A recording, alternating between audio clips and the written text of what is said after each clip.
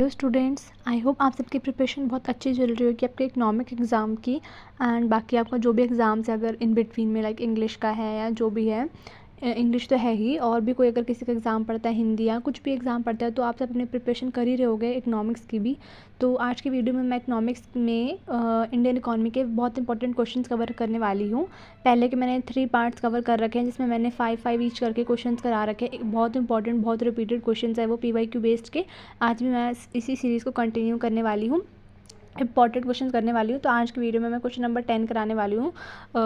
जो क्या कहते हैं, मैंने इनकी PDFs आपको टेलीग्राम चैनल पे शेयर कर ही रखी है, और ये आज की वीडियो में हम स्टार्ट करते हैं। ठीक है, तो क्वेश्चन नंबर 10 है हमारा, success and failure of development strategies adopted by China justify the given statement. मतलब हमारा जो लास्ट चैप्टर है चाइना, पाकिस्तान, इंडिया वाला, उसके ऊपर वाला बेस है, उसमें से क्वेश्चन आ रखा है कि सक्सेस और फेलियर बताना है स्ट्रैटेजी जो चाइना ने अडॉप्ट करी थी। ठीक है, तो पहले मैं थोड़ा सा इंट्रोडक्शन टाइम में देना होगा ये वाला, कि चाइना ने अडॉप्ट करी थी एक सोशलिस्ट डेवलपमेंट स्ट्रैटेजी फॉलो करी थी, मतलब जिसमें सबको उन्होंने एक साथ लेने की बात करी थी। ठीक है, आफ्टर 1949, जैसे हमारा इंडिपेंडेंस हुआ था 1947 में, उसके बाद ही इन्होंने अपनी भी 1949 के बाद उन्होंने अपनी स्ट्रैटेजी अडॉप्ट करी थी, और उन्होंने 1978 में उन्होंने एक रिफॉर्म्स लाए थे, मतलब चेंजेस लाए थे। ठीक है, strategy has both positive and failures, मतलब सक्सेस और फेलियर दोनों है। ठीक है, तो स्टार्ट करते सक्सेस से। आपको पहले सक्सेस के पॉइंट लिखने हैं, फिर आपको फेलियर के पॉइंट लिखने हैं। ठीक है, तो सक्सेस में हमारा फर्स्ट पॉइंट है rapid economic growth. Rapid economic growth मतलब जब उन्होंने रिफॉर्म्स लाए थे ना, उन्होंने चेंजेस लाए थे अपने, तो उसके बाद 1978 रिफॉर्म्स के बाद इनके अंदर डेंग, या आपको ये नेम लर्न करना है, चाइना ने शिफ्ट करा था मार्केट ओरिएंटेड से इकोनॉमी में, मतलब मार्केट ओरिएंटेड इकोनॉमी बनाई थी जिसमें सारी मार्केट आ गई थी। ठीक है, it achieve very high GDP growth rate and become one of the fastest growing economies in the world. मतलब बहुत अच्छी ग्रोथ हो गई थी चाइना की, ये बात इन्होंने बोली है। ठीक है, इंडस्ट्रियल डेवलपमेंट, उन्होंने बहुत सारे स्पेशल इकोनॉमिक जोन्स भी ओपन करे थे। हमारे इंडिया में भी काफ़ी सारे स्पेशल इकोनॉमिक जोन्स हैं अभी, तो उन्होंने भी करा था, जिससे क्या हुआ था, फॉरेन इन्वेस्टमेंट बढ़ गई थी, एक्सपोर्ट्स बढ़ गए थे, इंडस्ट्रियल प्रोडक्शन बढ़ गई थी। ठीक है, और जो ये मैंने ना गलती से डबल टाइम लिख दिया है, तो आप इसको हटा देना। ठीक है, मैं नोट्स में तो उसको रिड्यूस नहीं करने वाली, क्योंकि मैंने PDF फॉर्म में सेव कर दिया है, या फिर मैं ट्राई करूँगी इसको एडिट करके ही आपको अपलोड करूँ। ठीक है, तो पॉवर्टी रिडक्शन मतलब कि millions of people were lifted out of poverty due to expansion in manufacturing and exports. मतलब हमारी डिफरेंट सेक्टर्स भी ग्रो करने स्टार्ट हो गए थे, तो इससे हमारी पॉवर्टी क्या हो गई थी, कम हो गई थी। ठीक है, फोर्थ है इंप्रूवमेंट इन ह्यूमन इंडिकेटर्स, मतलब हमारी एजुकेशन पे फोकस करा गया था, हमारी को अच्छी फूड प्रोवाइड करा गया था, हमारे को हेल्थ केयर फैसिलिटीज़ प्रोवाइड करी जाती थी, मतलब काफ़ी सारी चीज़ों पे करा था फोकस, तो उससे हमारा ह्यूमन इंडिकेटर्स बढ़ गया था, हमारी लाइफ एक्सपेक्टेंसी बढ़ गई थी। ठीक है, ये इन्होंने बोला है। तो मतलब चाइना ने जो अपने अडॉप्ट करी थी स्ट्रैटेजीज़, उसके ये उनके वो है, मतलब सॉल्यूशंस हैं। जब उन्होंने स्ट्रैटेजी रिफॉर्म्स लाए थे, तो उसके क्या क्या सक्सेस हुए थे, हमारी इकोनॉमिक ग्रोथ बढ़ी थी, हमारे इंडस्ट्रियल डेवलपमेंट बढ़ी थी, एंड हमारी पॉवर्टी कम हुई थी, एंड लास्ट हमारा इंप्रूवमेंट हुआ था ह्यूमन इंडिकेटर्स में। बट जो उन्होंने स्ट्रैटेजी फॉलो करी थी, जो उन्होंने रिफॉर्म्स लाए थे, उस रिफॉर्म्स की वजह से कुछ फेलियर्स भी हुए थे। क्या क्या फेलियर्स हुए थे?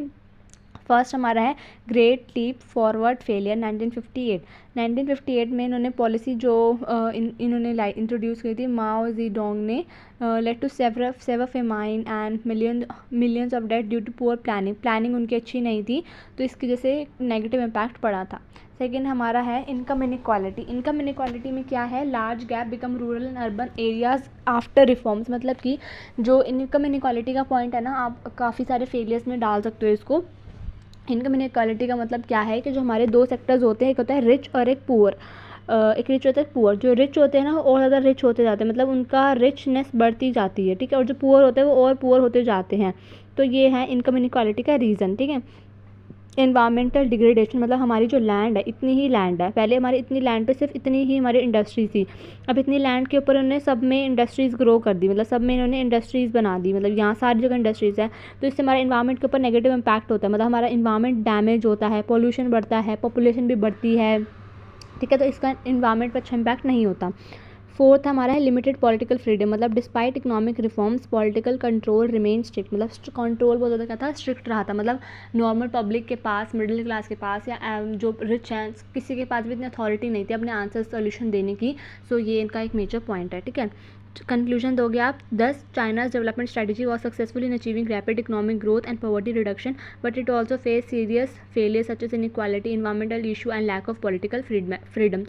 जो भी हमने पॉइंट्स ऊपर डिस्कस करे सक्सेस और फेलियर वाले, वो आपको कंबाइन में एक अच्छी लैंग्वेज फॉर्मेशन में आपको बता देना है कि हमने ये फेस करा था। ठीक है, आई होप आपको समझ में आ गया होगा ये क्वेश्चन। इसकी एक्सप्लेनेशन आपको सिर्फ ये ध्यान में रखना है कि जो चाइना ने पॉलिसी अडॉप्ट करी थी स्ट्रैटेजी, जो रिफॉर्म्स लाए थे, उस रिफॉर्म्स के बाद उनको क्या सोल्यूशंस थे, लाइक सक्सेस के फॉर्म में उनको क्या क्या दिखा एंड फेलियर के फॉर्म में उनको क्या क्या दिखा। ठीक है, अब हमारा नेक्स्ट क्वेश्चन है explain the salient features of industrial policy resolution, जो आपका बहुत ज़्यादा इंपॉर्टेंट क्वेश्चन है, लाइक आपका रिपीटेड टाइप ऑफ क्वेश्चन है, 4 मार्क्स में आपको इजीली देखने को मिल सकता है ये क्वेश्चन। ठीक है, इसलिए इसको स्किप मत करना, फिर आपको बाद में होगा कि भाई मैंने क्यों नहीं पढ़ा। ठीक है, सिर्फ सुनने से ही बहुत ज़्यादा आपको हेल्प होगी, तो आपको थोड़ा एफर्ट्स करने होंगे आपको हेडिंग्स लर्न करने के लिए, और अंडरस्टैंडिंग के पॉइंट ऑफ व्यू से आप बिल्कुल अच्छे से कर लोगे। आपको कुछ कीवर्ड्स ध्यान में रखने हैं, बस कीवर्ड्स जो मैं बता देती हूँ क्लास में। ठीक है, जो हमारी इंडस्ट्रियल पॉलिसी रेजोल्यूशन थी सबसे पहले 1956 में आई थी। ठीक है, आपको ये ध्यान में रखना है कि हमारे कौन से ईयर में आई थी, 1956 में आई थी। MCQ में आ सकता है। Aim to establish a socialist pattern of society and strength the public sector, मतलब इनका मेजर एम क्या था, पब्लिक सेक्टर को स्ट्रेंथ करना। ठीक है, और एक सोशलिस्ट काइंड ऑफ पैटर्न रखा था उन्होंने। हमारी 2 चीज़ें होती है, एक होती है प्राइवेट, एक होती है सोशलिस्ट। प्राइवेट इज़ लाइक जो सिर्फ अपने ऊपर फोकस करता है कि मेरा फ़ायदा होना चाहिए, मेरा प्रॉफिट जनरेट होना चाहिए, मेरे साथ ये एडवांटेज होने चाहिए, ये सब। बट इन्होंने इंडस्ट्रियल पॉलिसी रेजोल्यूशन में क्या था कि सोशलिस्ट अप्रोच रखी थी, मतलब सबको बेनिफिट होना चाहिए, खाली मेरे ऊपर नहीं होना चाहिए खाली। ठीक है, तो ये चीज़ आपको ध्यान में रखनी है कि इन्होंने सोशलिस्ट अप्रोच फॉलो करी थी, ना कि प्राइवेट। ठीक है, और ये उनका मेजर एम क्या था, पब्लिक सेक्टर को स्ट्रेंथ करना। इसके मेन फीचर्स क्या हैं? ठीक है, हमारे इनके कुछ फीचर्स हैं, क्या क्या मेन फीचर्स हैं। पहला है क्लासिफिकेशन ऑफ इंडस्ट्रीज़। इन्होंने इंडस्ट्रीज़ को 3 शेड्यूल में डिवाइड कर दिया था। ये आपको बहुत इंपॉर्टेंट पॉइंट है, ये आपका MCQs में भी आ सकता है। एक सेकेंड। शेड्यूल ए है जिसमें इन्होंने 17 इंडस्ट्रीज़ को एक्सक्लूड करा था, exclusively reserved for public sector. मतलब उन्होंने 17 ऐसी इंडस्ट्रीज़ थी जो उन्होंने बोला था कि सिर्फ और सिर्फ किसके लिए रिजर्व हैं, पब्लिक सेक्टर के लिए ही हैं। जैसे कि हमारे हुए आर्म्स, एटॉमिक एनर्जी, रेलवेज, ये सारी हमारी 17 इंडस्ट्रीज़ थी। सेकेंड हमारा शेड्यूल बी है जिसमें हमारी 12 इंडस्ट्रीज़ थी, where the state would progressively expand but private sector participation was allowed, मतलब कि प्राइवेट सेक्टर्स का भी पार्टिसिपेशन इसमें अलाउड था। ठीक है, शेड्यूल सी हमारा है remaining industries left for the private sector but under government regulation, मतलब गवर्नमेंट के अंडर थी। तो आपको ये 3 शेड्यूल्स लर्न करने पड़ेंगे, इनकी थोड़ी बहुत क्लासिफिकेशन है जो आपको लर्न करनी पड़ेगी। ठीक है, expansion of public sector. Public sector को उन्होंने एक अच्छा डोमिनेंट रोल दे दिया था कि अच्छी लेवल पे ग्रो करे, अच्छा इकोनॉमिक पॉइंट ऑफ व्यू से इसका ग्रोथ हो, रैपिड इंडस्ट्रियलाइजेशन हो, इकोनॉमिक डेवलपमेंट हो। ठीक है, रिडक्शन ऑफ रीजनल डिस्पैरिटीज़, मतलब वही जो हमारी इनइक्वालिटीज़ थी उसको कम करना है। The policy aim to promote balance regional development by encouraging industries in backward area, मतलब हमारे बहुत सारे एरियाज़ हैं जहाँ पे हमारी इंडस्ट्रीज़ नहीं है, लाइक हमारे जो रूरल एरियाज़ है ना वहाँ पे इंडस्ट्रीज़ नहीं हैं। तो इंडस्ट्रीज़ ना होने की वजह से वहाँ पे जो फार्मर्स हैं, जो भी हमारे स्मॉल स्केल इंडस्ट्रीज़ के ऑनर्स हैं, उनको जो फ़ंड लेना होता है उसको वो उनको एक्सपेंसिव पड़ता है। क्यों? क्योंकि वहाँ पे इंडस्ट्रीज़ ही नहीं है उनको, इसलिए। ठीक है, फिर हमारा prevention of concentration of economic power. The policy aim to reduce monopolies and ensure a more equal distribution of income and wealth, मतलब मेजर एम क्या था कि सब कुछ इक्वली डिस्ट्रीब्यूट हो सोसाइटी में। कंक्लूजन क्या है? 10 the industrial policy resolution 1956 strength the public sector, promote balance growth and led the foundation for a socialist pattern of society in India. ठीक है, हमारा नेक्स्ट क्वेश्चन है how does investment in human capital contribute to economic growth, मतलब कि हम जो हमारे human capital, मैं difference between physical capital and human capital previous video में डिस्कस कर चुकी हूँ एक इंडियन इकॉनमी की, उसमें हम डिफरेंस कर चुके हैं, वो क्वेश्चन भी आता है। तो आज की वीडियो में हमने देखा कि अगर हम अपने ह्यूमन कैपिटल, लाइक हम ह्यूमन इंसान के ऊपर हम इन्वेस्टमेंट करते हैं तो उससे इकोनॉमिक ग्रोथ के ऊपर क्या इम्पैक्ट पड़ता है या क्या कंट्रीब्यूशन होता है। ठीक है, human capital refers to stock of skills, पहले आपको ऐसे ही स्टार्ट करना है कि आपको ह्यूमन कैपिटल का मीनिंग बताना है। Refers to stock of skills, knowledge, education and health embodied in people. Investment in human capital through education, training and health care contribute to economic growth in the following ways, मतलब हम एक इंसान हमारी knowledge के ऊपर, हमारी skills के ऊपर, हमारे को ट्रेनिंग प्रोवाइड करके, हेल्थ केयर फैसिलिटीज़ प्रोवाइड करके हम कैसे कंट्रीब्यूट कर सकते हैं। ठीक है, प्रोडक्टिविटी इंक्रीज़ हो सकती है, जैसे कि एक एजुकेटेड पर्सन है और एक स्किल्ड पर्सन है, उसकी काम करने की क्षमता बहुत अच्छी होगी, वो बहुत अच्छे से काम करेगा, बहुत अच्छे से गुड प्रोड्यूस करेगा, वो बहुत टाइमली प्रोड्यूस करेगा, ज़्यादा टाइम नहीं लेगा। बट जो एक पर्सन है जिसके पास स्किल्स नहीं है, जिसके पास एजुकेशन नहीं है, वो बहुत ज़्यादा टाइम लेगा उस गुड को प्रोड्यूस करने के लिए, वो अच्छा फिनिशिंग नहीं देगा प्रोडक्ट में। तो वही है, educated and skilled workers use resources efficiently, resources को भी अच्छे से यूज़ करेंगे and produce more output, higher productivity leads to higher national income. वो ज़्यादा प्रोडक्ट प्रोड्यूस करेंगे और उससे हमारी नेशनल इनकम भी क्या होगी, हाई होगी। ठीक है, तो आपको ये हेडिंग लर्न करनी है। फिर हमारा टेक्नोलॉजिकल एडवांसमेंट। अब जिसके पास नॉलेज है, जिसको थोड़ी बहुत स्किल्स हैं, वो सोचेगा कि मैं अपने प्रोडक्ट को कैसे और अच्छे तरीके से बना सकता हूँ, अच्छे टेक्नोलॉजीज़ को यूज़ कर सकता हूँ, इनोवेशन को यूज़ कर सकता हूँ, रिसर्च, न्यू टेक्नोलॉजीज़ को कैसे अडॉप्ट कर सकता हूँ। ये सारे एक एजुकेशन के ही पॉइंट है। अगर हमारे पास नॉलेज है, हमारे पास स्किल्स है, तो हम इसके अदर पॉइंट को देख सकते हैं। बट जिसके पास नॉलेज नहीं है तो वो कुछ अपने दिमाग को ब्रॉड वे में एक्सपैंड नहीं कर पाएगा। अब किसी को पता ही नहीं कि भाई इस मशीन को चलाते कैसे, तो वो सोचेगा नहीं कि इसके अलावा और मशीन को कैसे एक्सपैंड करा जा सकता है। ठीक है, तो टेक्नोलॉजिकल एडवांसमेंट इसका अच्छा पॉइंट है। थर्ड है better utilization of physical capital, मतलब कि वही जो हमारे पास इतनी मशीन्स हैं उसको हम कैसे यूटिलाइज कर सकते हैं अच्छे से, उसको हम इसके बारे में बात करते हैं। Trend workers can operate machines and modern equipment efficiently improving the return on physical capital. हमारा अच्छा रिटर्न आ सकता है हमारी फिजिकल कैपिटल्स पे अगर हमारे पास अच्छा ह्यूमन कैपिटल है तो। Reduction in unemployment and poverty कम हो जाएगी, मतलब गरीबी कम हो जाएगी, हमारी बेरोजगारी कम हो जाएगी, उसके बारे में बात करी गई है इस पॉइंट पे।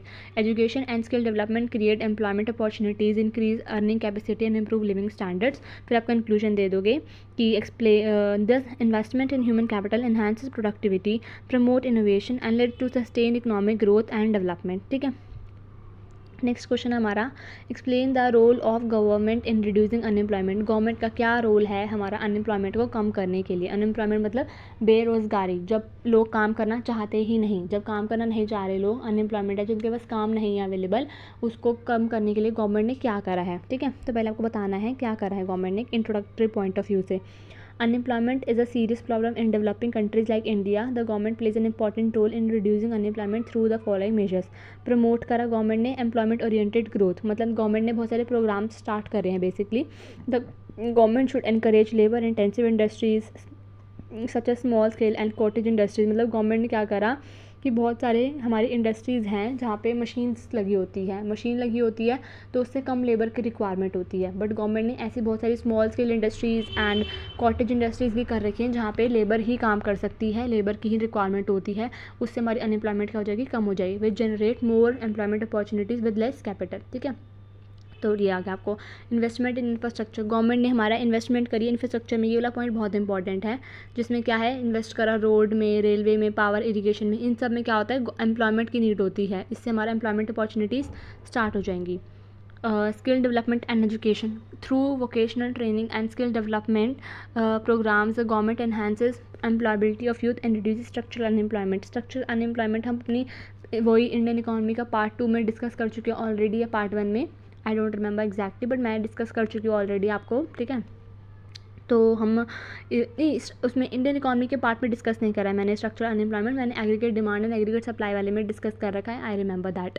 ठीक है, तो स्किल डेवलपमेंट अगर हम एक ट्रेनिंग प्रोवाइड कराते हैं या स्किल डेवलपमेंट प्रोग्राम स्टार्ट करते हैं, इससे क्या होगा, जिसके पास नॉलेज नहीं है ना वो थोड़ा एक पॉलिश हो जाएगा, मतलब पॉलिश इन द सेंस उसके पास नॉलेज आ जाएगी, उसके पास स्किल्स आ जाएंगी, उसको थोड़ा माइंड शार्प हो जाएगा कि मतलब हाँ इस तरीके से कर सकते हैं।